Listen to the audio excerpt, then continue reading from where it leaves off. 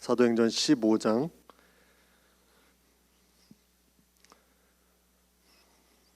22절부터 29절 말씀을 한 목소리로 같이 봉독하겠습니다. 이에 사도와 장로와 온 교회가 그 중에서 사람을 택하여 바울과 바나바와 함께 안디옥으로 보내기를 가결하니 곧 형제 중에 인도자인 바사바라 하는 유다와 실라더라. 그 편에 편지를 붙여 이르되 사도와 장로된 형제들은 안디옥과 수리아와 길리기아에 있는 이방인 형제들에게 문안하노라. 들은즉 우리 가운데서 어떤 사람들이 우리의 시킨 것도 없이 나가서 말로 너희를 괴롭게 하고 마음을 혹하게 한다 하기로 사람을 택하여 우리 주 예수 그리스도의 이름을 위하여 생명을 아끼지 아니하는 자인 우리의 사랑하는 바나바와 바울과 함께 너희에게 보내기를 일치 가결하였노라. 그리하여 유다와 실라를 보내니 저희도 이 일을 말로 전하리라. 성령과 우리는 이 요긴한 것들 외에 아무 짐도 너희에게 지우지 아니하는 것이 가한 줄 알았노니 피와 목매어 죽인 것과 음행을 멀리할지니라. 이에 스스로 삼가면 잘 되리라. 평안함을 원하노라 하였더라. 아멘.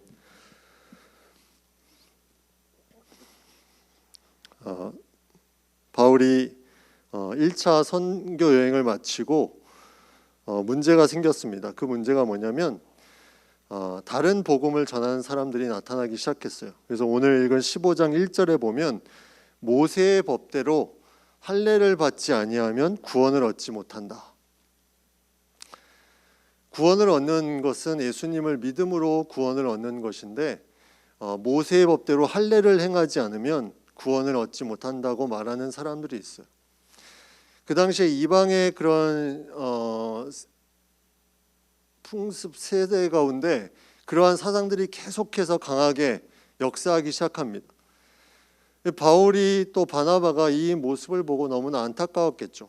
근데 이들을 파송한 예루살렘 교회에서 그 소식을 듣게 됩니다. 그래서 이대로는 안 되겠다.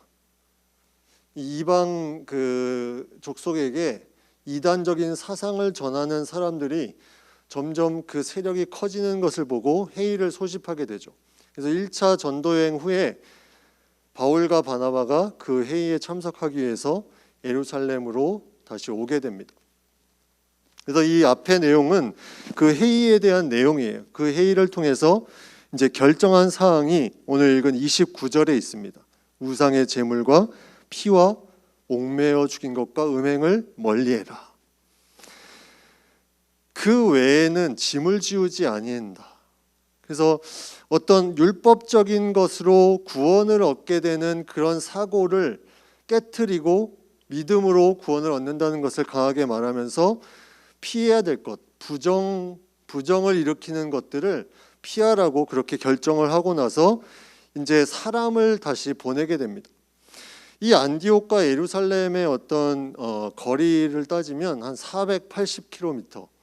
그래서 지금 생각해 보면 그렇게 오늘날은 먼 거리가 아닌데 그 당시에는 상당한 거리였겠죠. 교통수단도 원활하지 않고 그 먼 거리를 바울과 바나바가 왔다가 이 결정한 사항을 가지고 다시 돌아가게 됩니다. 근데 그때 또 많은 사람들이 계속해서 문제를 일으키고 있었다는 거죠. 24절에 보면 어떤 사람들이 우리의 시킨 것도 없이 나가서 말로 너희를 괴롭게 하고 마음을 혹하게 한다. 괴롭게 하고 혹하게 한다. 자꾸 이상한 복음을 퍼뜨리면서 어지럽게 한다는 거죠. 근데 이때 그냥 결정된 사항만 보내지 않았습니다. 중요한 것은 이 결정된 사항을 명확하게 증언해 줄 수 있는 사람.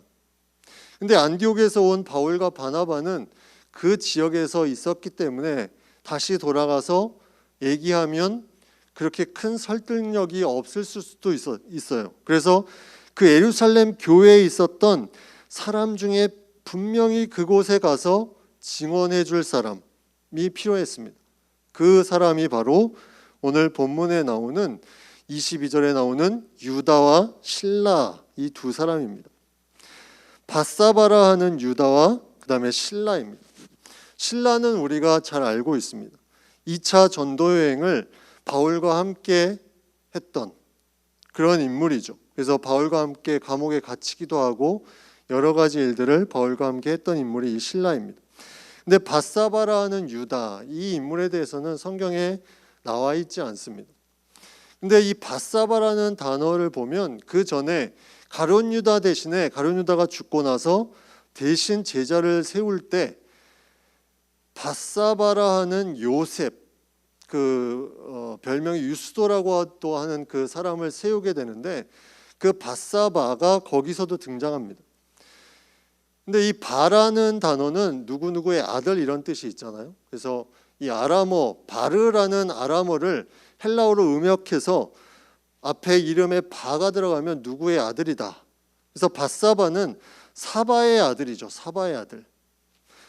같은 아버지의 아들. 그 후보 중에 한 명이었던 마띠아가 그 제자의 선택을 받았지만 그 중에 한 명이었던 그 바사바의 아들과 이 바사바, 유다 동일한 아버지일 가능성이 많다는 거죠. 무슨 말이냐면 이 가정이 하나님을 믿는 가정으로서 그 자녀들을 하나님의 일꾼으로 계속해서 성장시켰다는 겁니다. 이 유다와 실라는 예전부터 계속 훈련된 사람이었어요. 성경에 뭐라고 말하냐면 이들을 인도자라고 합니다. 인도자가 뭐죠? 인도자, 누구를 이끌어준다. 인도하다는 헬라어는 헤게오마이라는 동사를 쓰고 있는데 이 동사는 두 가지 뜻이 있습니다. 뭐뭐로 여기다, 생각하다 이런 뜻이 있는 반면에 앞서가다, 그리고 다스리다, 판단하다 이런 뜻이 있습니다. 본문에는 후자의 의미가 강하겠죠. 앞서가는, 그래서 끌어주는 사람. 이 유다와 실라가 그런 역할을 했던 사람이라는 거죠. 예루살렘 교회에서 이런 중요한 역할을 했던 이 두 사람이 이제 그 결정된 사항을 가지고 다시 안디옥으로 가게 됩니다. 그 480km 되는 그 거리를 떠나게 되죠.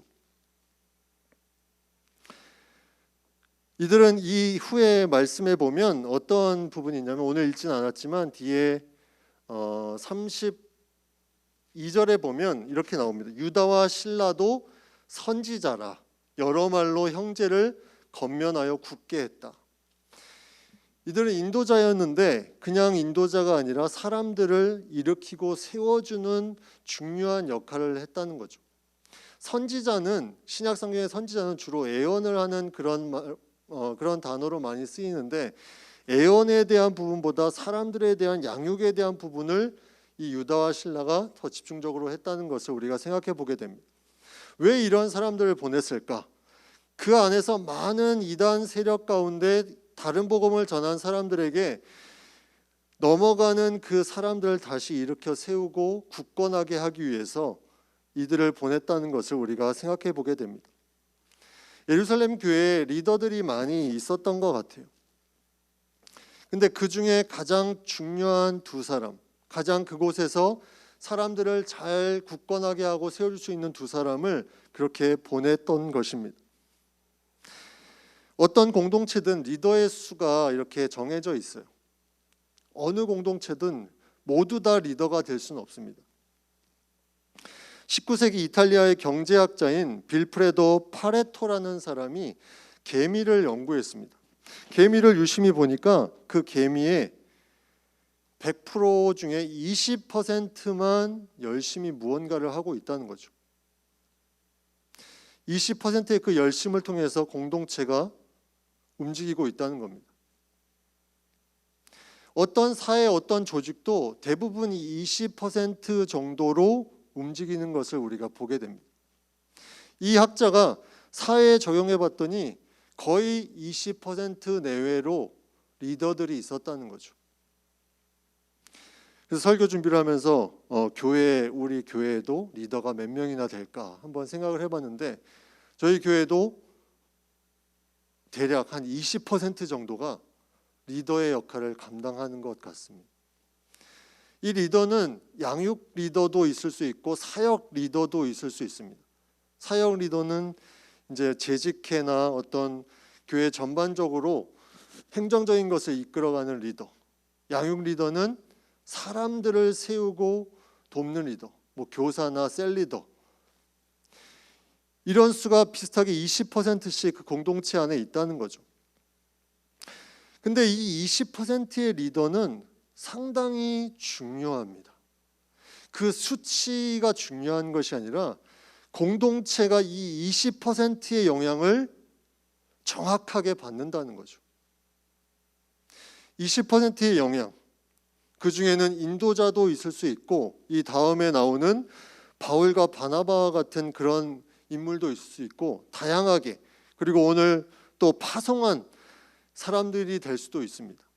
그리고 일반적인 그런 교인이 될 수도 있죠.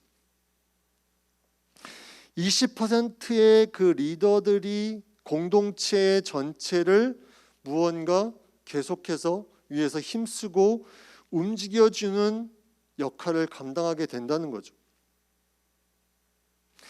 근데 이 리더에 대한 부분을 봤더니, 자료를 좀 찾아봤더니 리더가 왜 리더가 될까? 이 사람이 기질상 리더의 기질이 있어서 리더가 되는 경우는 그렇게 많지 않습니다. 또 어떤 어려움을 겪어서 내가 리더가 돼야 되겠다 이렇게 하는 사람도 그렇게 많지는 않죠. 그 통계 자료에 의하면 리더가 되는 사람의 이유의 80% 이상은 리더의 영향력에 리더가 됐다는 거예요.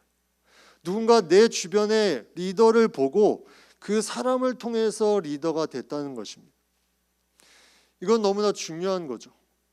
우리가 알게 모르게 리더의 자리에 있으면 그 모습을 통해서 누군가가 영향을 받을 수 있다는 거예요. 내가 하는 그 모든 것을 통해서 어떤 사람은 나는 느끼지 못하지만 누군가는 그것에 영향을 받고 또 다른 리더가 될 수 있다는 거죠. 근데 이거는 교회뿐만이 아니라 일반 사회에서도 우리가 좀 생각해 봐야 될 필요가 있습니다.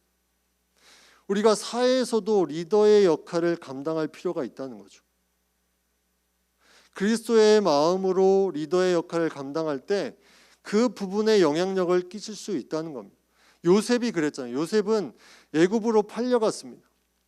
그곳에서 그가 보디발 장군의 집에서 그런 종으로서 살았지만 그는 종에서 리더로 변합니다. 그래서 그 보디발이 가정 모든 재반 사무를 다 맡기게 되죠. 그가 모함을 받아서 감옥에 갔습니다.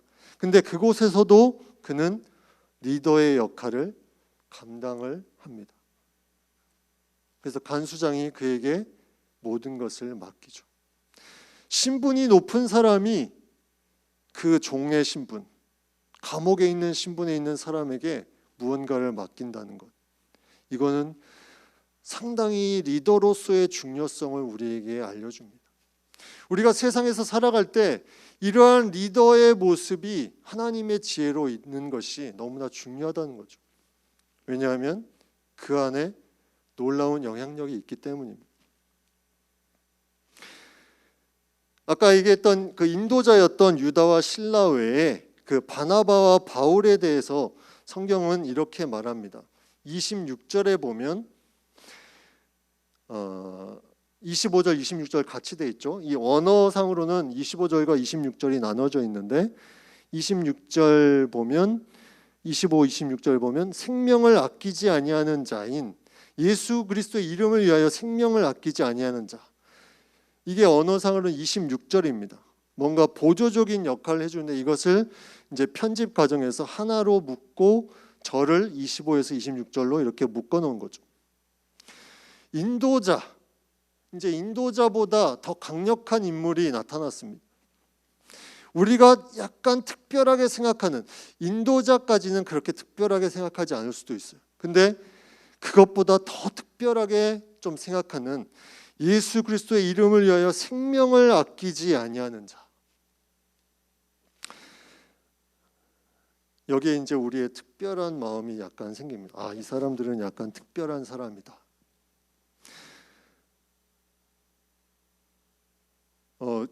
한국 교회를 대표하는 많은 목사님들이 계신데 그 중에 한 분이 주기철 목사님이 계십니다. 주기철 목사님이 신사 참배를 이제 반대하다가 38년부터 44년까지 5년 4개월 동안 5차례에 걸쳐서 옥고를 치릅니다. 그 고통 가운데 가기 전에 평양 신학생들을 데리고 학생들 부흥회를 했습니다. 그때 주기철 목사님이 이런 설교를 했습니다.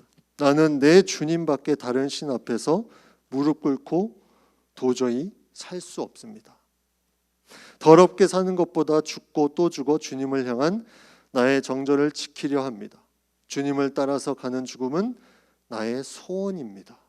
다만 나에게는 일사각오가 있을 뿐입니다. 일사각오. 이 일사각오의 정신이 뭐냐면 예수님을 버리고 사는 것은 죽는 것이고 예수님을 따라 죽는 것은 사는 것이다. 이게 일사각오의 정신입니다. 신사참배를 앞두고 학생들에게 이것을 전하고 옥고를 치르고 순교를 당합니다. 이런 생명을 아끼지 아니하는 일사각오의 정신을 가진 바나바와 바울, 이들은 이방 교회의 그런 어려움을 보고 파송된 사람들이었어요.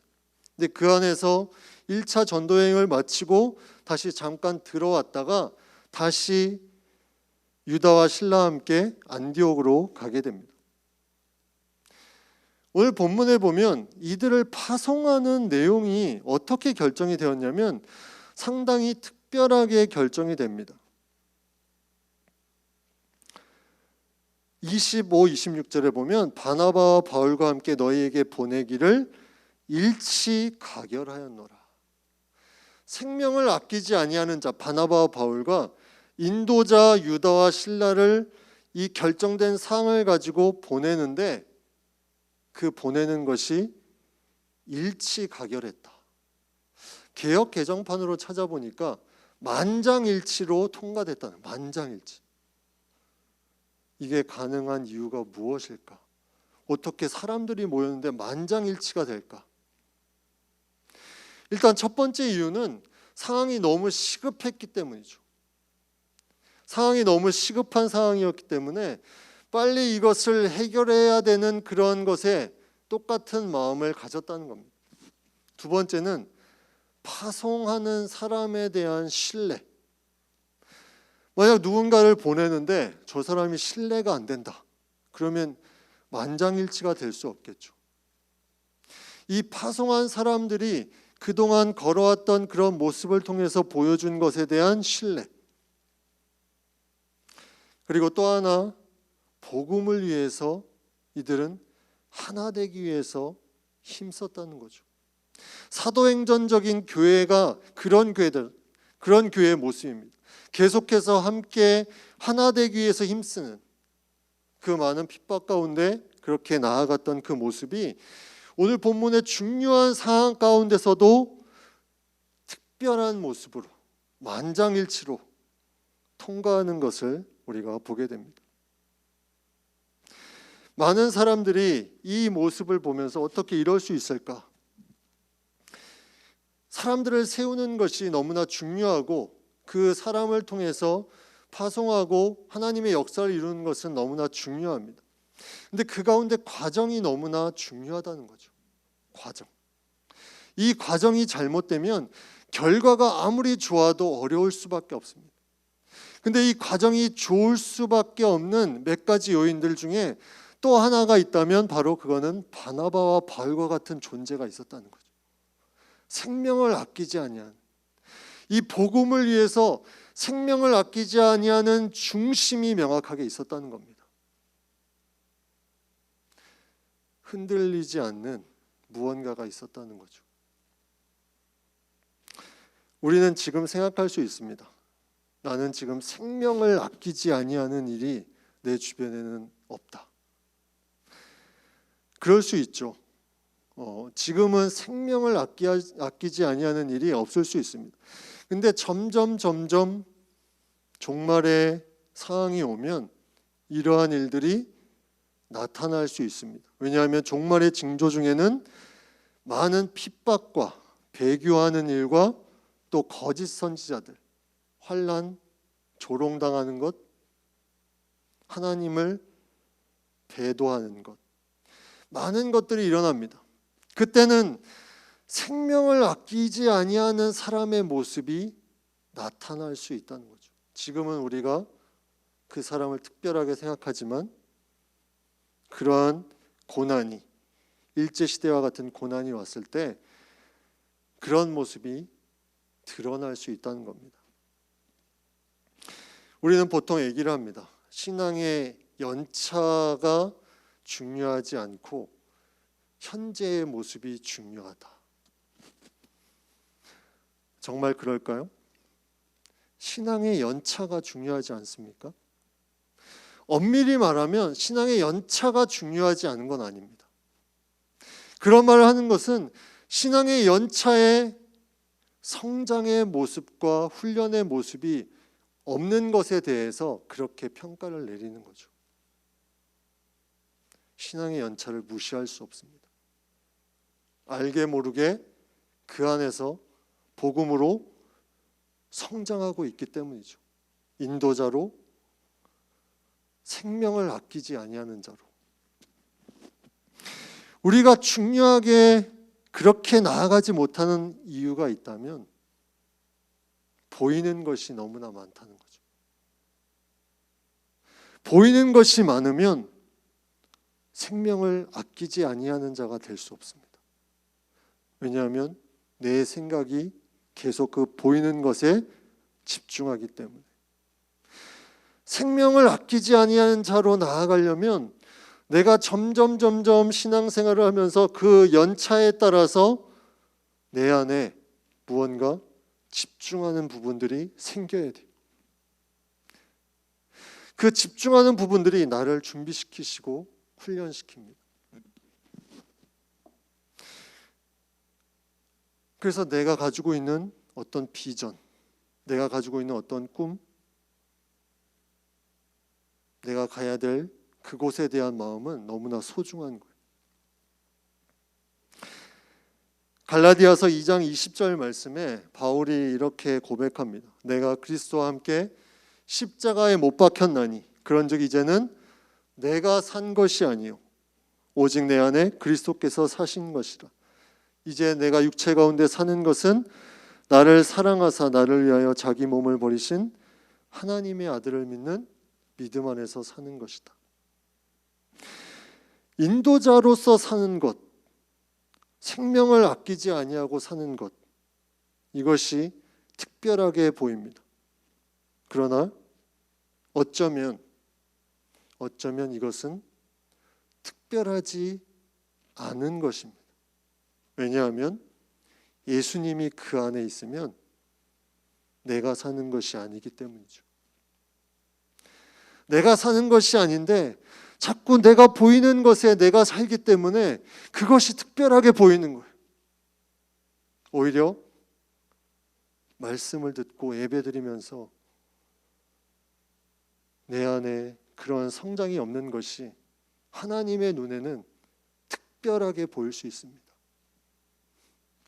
사람의 눈에는 저 사람의 열심이 특별하게 보이지만 하나님의 눈에는 반대로 보일 수가 있다는 거죠. 우리는 특별하다고 생각하지 않습니다.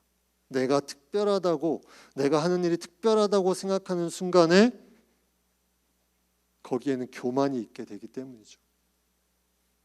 이것은 자연스러운 것입니다. 열심을 내는 사람에게 물어보세요. 그 사람에게 특별하다는 생각을 가지고 있다면 그것은 교만이죠. 이것은 자연스러운 거예요. 내 안에 예수 그리스도께서 사는 것이라. 그래서 이것은 특별한 것이 아닙니다. 특별하게 보이지만 그 사람에게는 특별한 것이 아니라는 거죠. 이 바울과 바나바가 파송받은 그 이방 지역에는 많은 우상들이 있었습니다. 바울과 바나바를 파송했습니다. 1차 전도여행을 마치고 다시 돌아와서 회의를 하고 다시 유다와 실라와 함께 보냅니다. 이들이 마음속에 뭔가 특별하게 생각했을까요? 내가 중요한 결정을 했다. 내가 다시 전도로 나간다. 이들은 아마 그런 생각을 안 했을 것입니다. 왜냐하면 이미 예수님의 보혈로 그 모든 것이 덮여 있었기 때문이죠. 우리는 필요할 때만 그 보혈을 뽑아서 쓰려고 합니다. 완전히 덮으려고 하지는 않고 필요할 때만 뽑아서 썼다가 다시 그 상태로 돌아가려고 합니다. 우리가 특별하지 않다고 말할 수 있는 것은 예수님께서 우리를 위해서 행하신 것 때문이죠. 로마서 5장 8절에 우리가 아직 죄인 되었을 때 그리스도께서 우리를 위하여 죽으심으로 하나님께서 우리에게 대한 자기의 사랑을 확증하셨느니라. 예수님께서 우리를 위해서 하신 것은 생명을 주신 것입니다. 그 모든 것을 쏟아서 주셨습니다. 그래서 예수님께서는 제자들에게 나를 기념하라 하면서 마지막 만찬을 나누셨습니다. 이것은 그냥 알고 있으라가 아니죠. 그 기억 속에 너희의 삶의 모습에 어떠한 모습으로 나아가야 되는지를 예수님은 제자들에게 말씀해 주고 있는 것입니다. 인도자와 생명을 아끼지 아니하는 자, 그 두 사람의 모습, 또 하나의 모습이 있다면 25절 26절에 이렇게 나옵니다. 생명을 아끼지 아니하는 자인 우리의 사랑하는 바나바와 바울. 인도자도 있고 생명을 아끼지 아니하는 자도 있습니다. 이제는 사랑을 받는 자입니다. 사랑을 받는 자. 하나님의 일을 열심히 하는데 사랑을 받지 못해. 타인과의 관계에 있어서. 성경에 보면 사람을 세울 때 다른 사람과의 그런 관계성에 대한 부분을 기준으로 많이 세우는 것을 보게 됩니다. 사도행전 6장에 그 사도들이 사역에 집중하기 위해서 7명의 집사를 뽑을 때 성령과 지혜가 충만하여 칭찬을 듣는 사람, 다른 사람의 칭찬을 듣는 사람. 디모데전서 3장에도 감독을 세울 때 외인에게도 선한 증거를 얻은 자, 집사를 세울 때도 책망할 것이 없는 자. 이것은 단순히 외적으로 그 사람에 대한 칭찬이 아니라 하나님 안에서 이 사람에 대한 칭찬, 어떤 부분이 관계성 속에서 있다는 거죠. 왜 사랑을 받는 것이 중요한가? 우리가 그 사람을 세울 때 사랑을 주고받는 관계가 아니면 기도가 막히게 됩니다. 아무리 그 사람이 훌륭한 일을 해도 그런 사랑을 주고받는 관계가 아니었다면 기도가 막히게 돼요. 바울과 바나바, 유다와 실라, 이들은 다 사랑을 많이 베풀었던 사람입니다. 그렇기 때문에 사랑을 받는 또 그런 입장이 됩니다. 하나님의 일은 이러한 하나님의 놀라운 일과 함께 우리의 인격도 함께 변화되는 상황에 있습니다.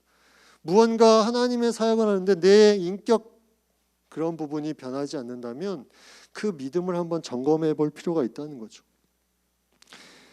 성령의 열매만 봐도 그렇습니다. 성령의 9가지 열매만 봐도 그 모든 것에 하나님의 그 주시는 그 사람의 인격, 그것이 묻어나 있는 것을 보게 됩니다.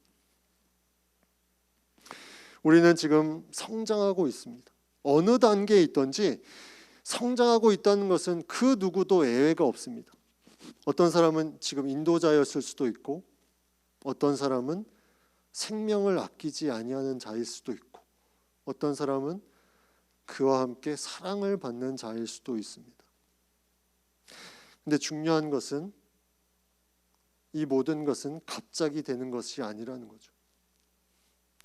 갑자기 하루아침에 되는 것이 아닙니다. 그래서 신앙의 연차가 중요합니다. 신앙의 연차가 있는 사람이 예수님을 위해서 목숨을 던질 줄 아는 사람이 됩니다. 그 안에 훈련이 쌓이고 쌓이면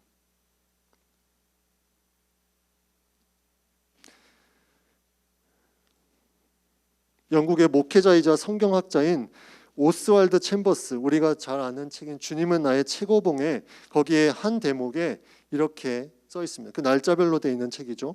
그 책의 한 날에 이렇게 되어 있습니다. 우리가 과정이라고 부르는 것을 하나님께서는 목적이라고 부르십니다. 그분의 목적은 내가 주의 능력과 주님을 의지하는 것입니다. 내가 어떠한 단계로 가고자 한다, 이것이 우리의 목적이 아니라는 거죠. 내가 그 과정을 밟을 때 그 자체가 하나님 보시기에는 목적이라는 겁니다. 그러면 돌아봤더니 내가 인도자가 되어 있고, 돌아봤더니 생명을 아끼지 아니하는 자가 되어 있습니다. 이것은 특별하지 않은 거예요. 자연스러운 겁니다. 하나님을 만나는 과정 속에서 자연스럽게 나타나는 겁니다. 그런데 사람들은 그걸 특별하게 여기는 겁니다. 우리는 이 자연스러운 성장으로 나아가야 됩니다. 이 자연스러움을 통해서 교회가 하나 되고 복음이 역사하는 통로가 됩니다. 이 특별하지 않은 특별함, 특별하지 않은 이 특별함을 우리 모두가 갖게 되길, 그리고 그 성장에서 함께 나아가길 간절히 바랍니다.